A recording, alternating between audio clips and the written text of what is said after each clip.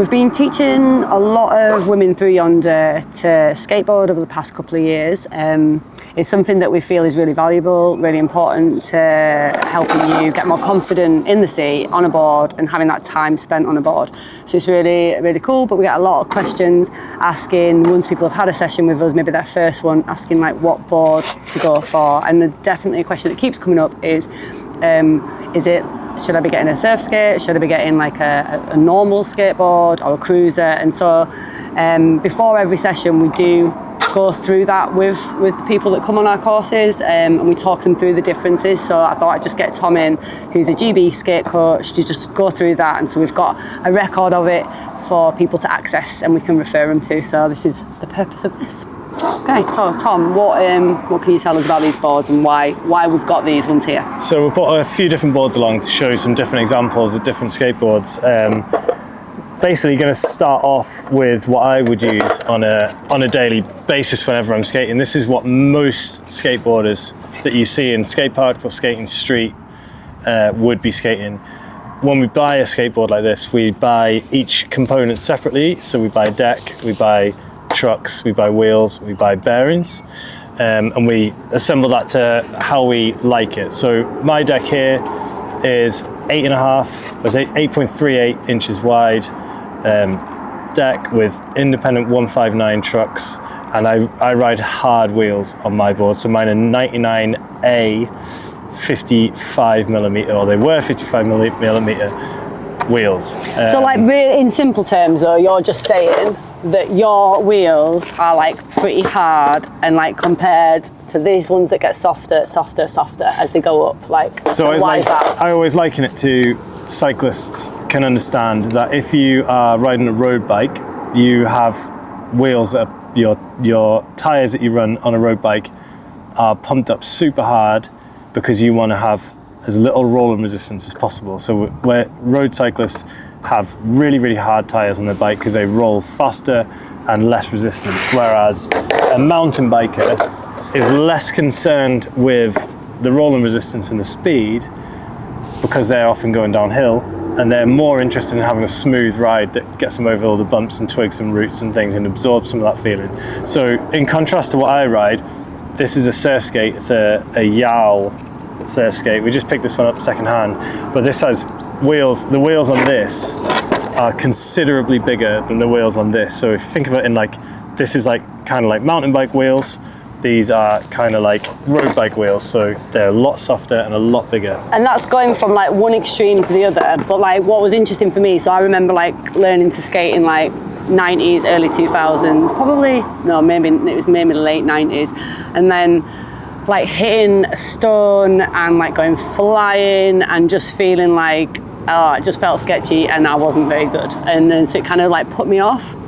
I think skateboard decks were really narrow, and I think the wheels, from what I've learned since, were like really small and really hard. So it was really interesting for me to learn that you can buy different like softness of wheels that will deal with these bumps and cracks as you're kind of cruising along. So it doesn't have to be from one extreme to the other. You can actually go incrementally up or down, which is really, really cool. So I started probably on something like this, and then I've slowly gone down the more I've wanted to skate in a skate park. So could you just tell us a little bit more like rather than just this one, what that one might be? Yeah, so this isn't a Surfskate, this is a skateboard. Same thing, it has a deck, trucks and wheels on it. But yeah, these are Richter. I'd have to find out, we can put the thing in the description, but these are Richter Clouds. These are what they used to be called, like filmer wheels. This is what, when skateboarders film each other, they roll behind them and they do follow cam stuff with a fisheye. And generally, if you're doing that, you don't want to be concerned, like Sally's saying, with cracks and stones. You want to be concerned with a smooth ride. But so you can get wheels like these, which are the same shape and size as a normal skateboard wheel, or more like the same shape and size, maybe a touch bigger, but they're a lot softer, so that gives you a lot more smooth of a ride. Sally's totally right. In the 90s, wheels were tiny. That was the kind of style then, with decks were really narrow and wheels are tiny. A lot more nowadays, people are riding bigger wheels, 55, 56mm, which would have been considered huge back in the day, but it does give a softer, more forgiving ride. So you can build a normal board with softer wheels. You're totally right in that one. Or this board here, as we move towards the kind of Surfskate, is a cruiser style deck, so it has a defined nose and tail, but it has normal trucks on it. Super cheap trucks we found in the sale. But this has big kind of cruiser wheels, so they're soft and bigger so like than when this. would you use that one more, that board? It's going to be probably really good for cruising down the promenade, cruising through the park, that kind of stuff. Not so great for tricks, not so great for like when we see people on the surf skates doing like surfskate drills, but just like a really good like A to B board is probably something like this. So we call that like a cruiser. Can I ask a question? I found it really interesting that with the surf skates, like they're relatively like new to the world of skating, but like I think people have thought that that's the thing that can help you go from like side to side, that kind of motion.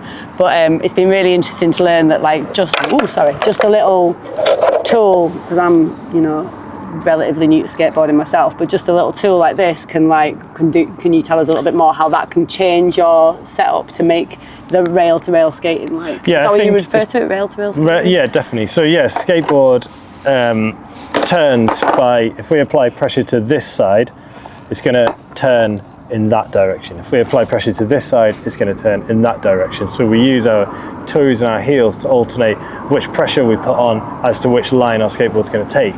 Now, how responsive or non-responsive a skateboard is depends on how loose we run our trucks. So we can tighten and loosen our trucks with the skate tool here. I run my trucks really loose because I think because I'm a surfer, I like a feeling of looseness. I like to carve around. I actually find it more forgiving, but a lot of people would prefer to run their trucks tighter. So you can mess around with this, with a tool. You can just give it a half a turn or a quarter of a turn, looser or tighter, and experiment with that. And you can actually end up having a board that turns and carves really nicely. So if someone has got a deck like this, or even like, do you reckon like in the garage that they used to have before or whatever, there's like a couple of adjustments they could possibly make to it to make it like a bit like easier to skate and a bit more like cruisy kind of style? They could literally just change the wheels and maybe get like a you skate could change to think about. The bushings. You can buy different bushings, which are the bits in here. Like wheels, they come in different hardness or softness ratings, so you could experiment with that. It's quite a cheap thing to do, but yeah, you could literally just tighten or loosen and try it. Yeah. Definitely another thing to note is that we'll just get onto surfskate in a second, but not all skateboard trucks are equal. I ride independents. I've heard that Ace trucks are also really good for carving and turning. These ones, the cheap ones I mentioned, these are just on the sale for the skate shop. These are tensors. They don't seem to turn as well. Whatever bushings you put in or however loose, they don't seem to have the smoothness of carve, whereas independents and Aces are really known for how well they carve and turn. I'm just going to move on to the Surfskate really quickly and show the main difference. When I buy trucks, or when we buy trucks for a skateboard, you get two trucks. They come in a pair, but both trucks are exactly the same. There's no front or back, and you just mount them facing in opposite directions. Can I interrupt really quickly? Like when you buy a Surfskate, it comes like that. You just comes set up already. So what Tom's talking about, you can buy like, they call them completes, and maybe we'll do something separate about explaining about them. But like, you can go to your local skate shop and like after watching something like this and have that discussion with them of say, but basically you get all the separate bits, which can feel a little bit overwhelming. However, obviously a skate shop's going to know, and if you simply say, this is what I'm aiming to do with my skateboard, they'll understand you need a wider deck, they'll understand you might need softer wheels, and then they'll talk to you about the bushings and they'll talk you through it, which means you're going to learn way more about it that way than if you just buying something in the course. Yeah, you just put one of these in a basket on a website and hit click and you just buy it. Whereas these, you're going to go to the skate shop and you're going to have an interaction with somebody. Preferably you go to your local. You don't have to even go to the skate shop. You can do it online. You can have a phone call and like get it sent. But like, yeah, like people are more than happy to talk to you about it. It's shouldn't feel daunting, which I think it often does when you're getting into something, like especially when you're older, getting into it. Yeah, if you do go to the skate shop, they're going to be stoked to see that more people are getting into skateboarding. They're going to be stoked to give you advice. They're probably bored because everyone just buys things online nowadays. So they're going to be really excited that you've gone in there and you're asking them questions and you're giving them a chance to offer some advice and show their expertise. You'd like to think. We know that our local skate shop will be like our local skate shop native.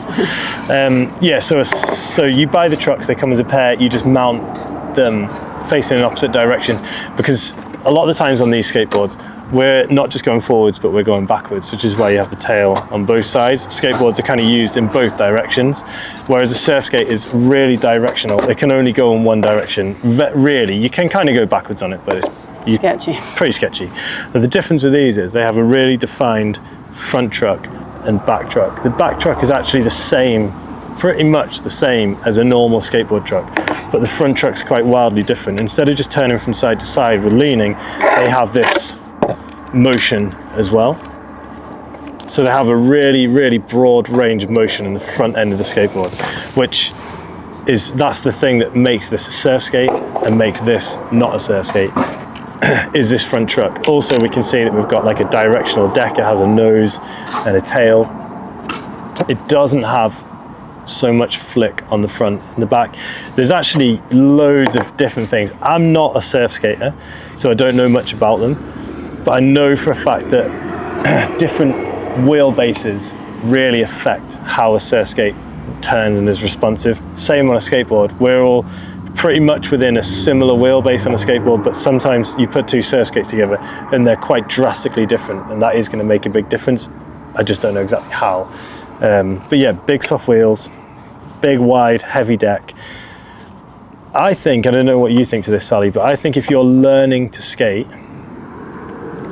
your fundamentals are like learning to push and push along comfortably and effectively in a direction without it feeling sketchy.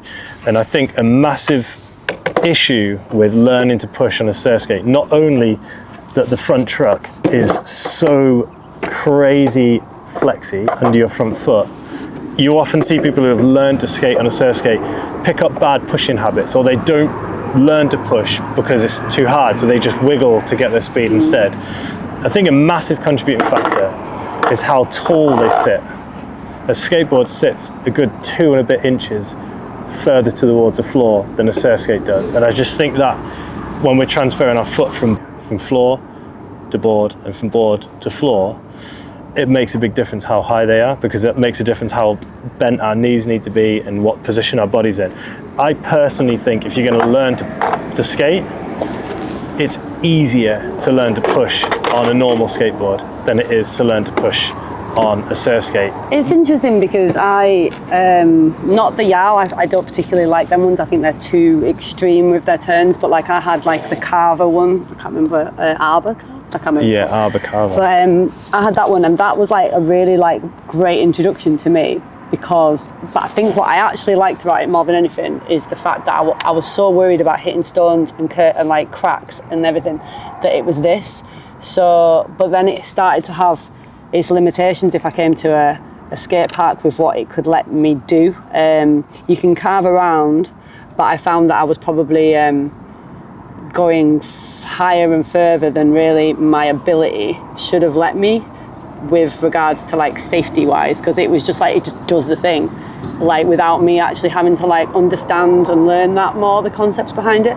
And then when I realized I could get softer wheels, I haven't got my deck here, but softer wheels, wider deck, loosen the trucks, I could actually get that carby feel and not worry about the stones and the cracks. So I found that that's super interesting. I mean, they've all got their like places, haven't they? But I also think like we're kind of doing this because we're wanting to kind of stress to people as well, because if you were like to try and find this, you could find it second hand possibly, but how much is that going to cost you? I paid £150 for this second hand, and I've seen they're between 150 and 250 that's going down. They used to be really there seemed expensive. to be some in the sale. I just looked a minute ago, but I think around that to about 250 quid. Okay.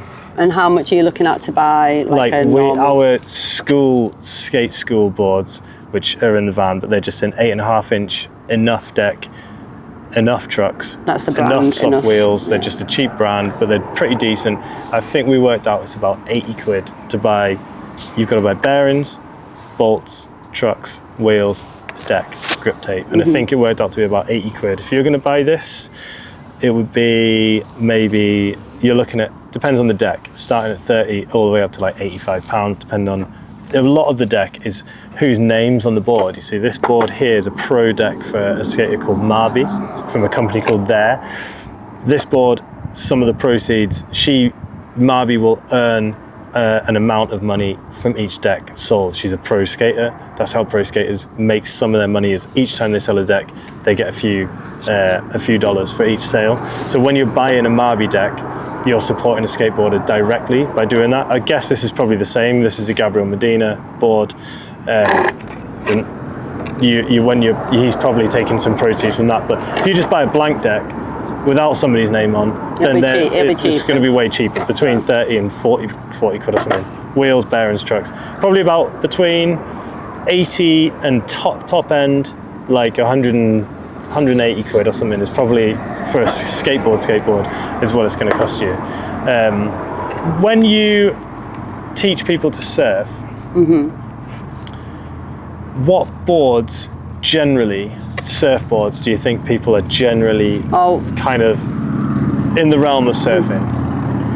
So most people that I'm surfing are like, either we're starting out on a foamy, which is like a full foam board, or a soft top, which is where you've got the soft bit and like attached to some, like the plastic bit of the kind of like a slick bottom, isn't it? Yeah, the soft top one. Or they're starting on a minimal, which is like round nose, like 7'6" kind of type to 8 foot board. And then like all the way down to like maybe when we're doing some intermediate coaching and surfing, egg-shaped 6'8", 7'0s. We've got a couple of people on like 6'4s in that kind of range. A lot of people opt to go bigger, 9'0s, 9'6s, 9'4s. Longboarding's super popular. Like I would say like I surf as well as I skate. Oh no, I surf as well as skate. I do both distinctly averagely, but I would say that like to start to feel similarities between skating this and surfing a board. The board that I have that maybe feels most similar to this is probably my 5'6" twin fin fish. Yeah. It's really loose. We can put it into places on the wave. You know, you can kind of like, you just kind of have to imagine it going up and it goes up, or you kind of imagine it cutting back and it cuts back. You can really start to lean into turns on a 5'6" fish or a shortboard. Whereas for the most part, if I'm surfing like a 6'8" single fin, or I'm surfing a 7'2" single fin, or a 9'6" longboard, or a soft top or something, all those boards that are outside of that higher performance range, they bear very little resemblance to one of these. This is so loose and flexy. We'll do a couple of shots of carving around the park in a minute, but this is so loose and flexy, and I think sometimes I see a disconnect between people who are wanting to get better at surfing, so they watch videos on YouTube and Instagram and stuff of surf skaters doing drills around cones and this, that and the other. I think that maybe can transfer to short. I think it can transfer to like shortboard surfing. I think it can transfer to shortboard surfing, definitely. I think learning to carve and where your directions go and how your body mechanics work, and I definitely see it translating at a level where you're surfing 8 foot foamies, 7'6" mini miles, 6'8" eggs, longboards. I don't think that you're going to find too many similarities between this and the other. Cruising along and just going like really like subtle, but like you can get that on all of these ones. I think like our sort of philosophy behind coaching or mentoring people in surfing and then bringing them into the world of skateboarding is never really been about flat cone drills for our students. It's been about feeling comfortable and confident in just sliding sideways. The more you can feel comfortable sliding sideways, the more you can kind of go down ramps and feel like we had a bunch of girls here this morning who were going down these flat banks. The big thing for them was going along the flat and then bracing themselves to come down a hill and a flat bank and come back up the other side.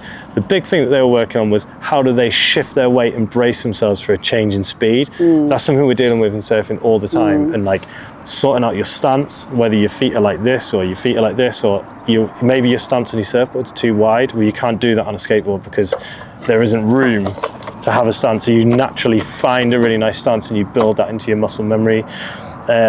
Whether you're too side on, whether your knees are doing the whole poo stance thing where they're coming out to either side. I think generally you don't need to come to a skate park for that.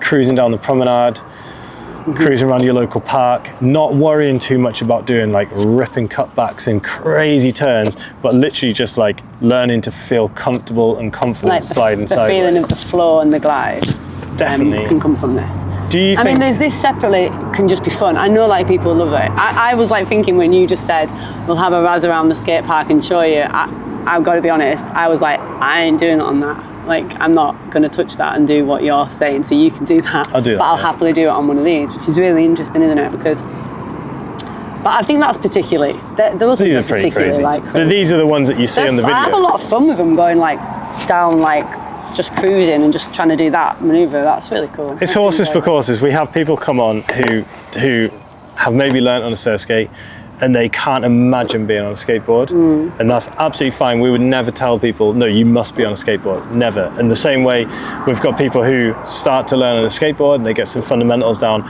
then they try a surf skate and they're like, wow, that feels absolutely amazing. I love the feeling of that. Hey, it's all skateboarding, it's all awesome, it's all really going to be good for you. But we just wanted to do a video that showed the differences. Yeah, and I think they do restrict you somewhat in a skate park, because you can't start to like learn to do kick turns. You can't like start like you can't come up and come back down backwards and do like fakey reverts. And there's loads of stuff you can start like playing, and like some of the conversations we're having with the girls today is like how you can just spend literally an hour just kind of zoning out or zoning in to just like one little maneuver on repeat, which we don't really get the chance to do in surfing, which is so lovely about skateboarding, especially if you get to a park on a quiet day or something. You can literally just focus on something over and over, and you can do that with that, but like I think these open up a skate park way more than one of them. Yes, I agree. Do you think that skateboarding has helped your surfing? Absolutely, 100%. It's just given me more time sliding sideways, feeling confident, thinking about generating speed. I think that's been the main one for me. Learning how to like pump and carve.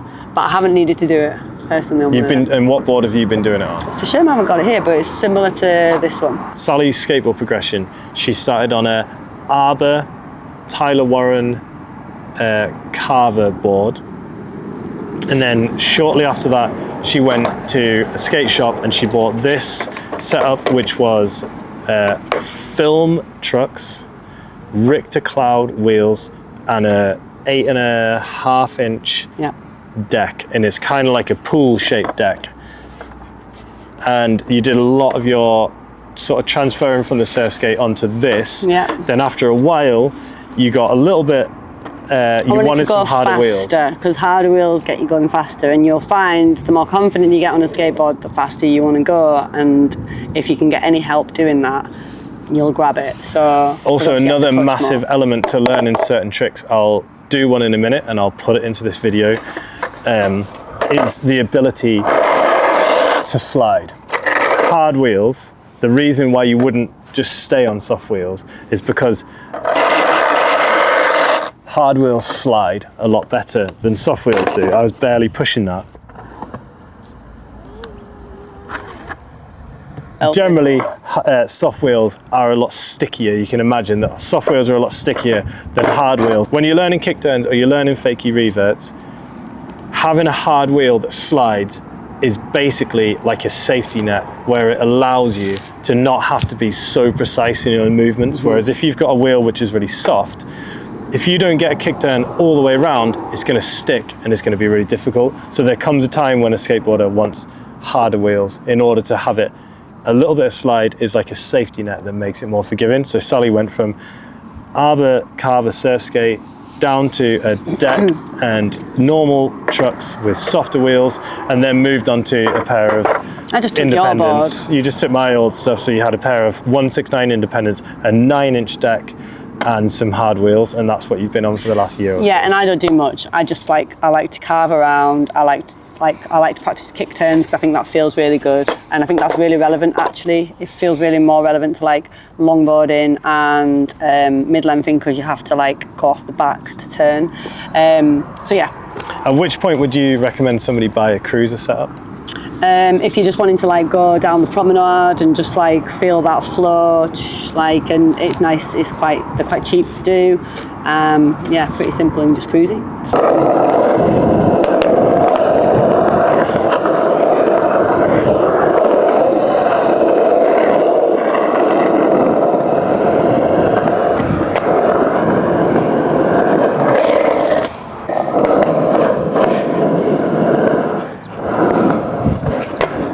was a bit better.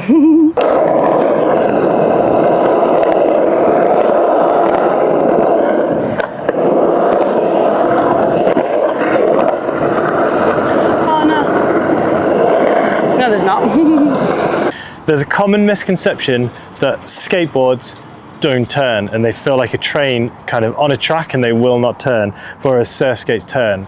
I just wanted to show a little example of doing a little carving turn, talk you through it on both boards, just to show that by loosening your trucks and riding good trucks, you'll be able to carve on both. So I'll start off on a Yao Medina surf skate and I'll carve around this rail. So I can come around, engage my toe side, and I can come around in a nice tight turn and come out with some speed. Nice and smooth, nice and soft. Here, I'm on an 8.38 deck, independent 159 trucks, hard wheels, and I want to show a carve on this one as well. So as I push off, a lot more noise, but I can carve around a nice turn and come out with speed. This one is a little bit more effort compared to this one, but I don't think that's necessarily a bad thing, to be really conscious of where our knees are, where our feet are, where our body's looking, and putting a little bit of effort into turning the board around the corner.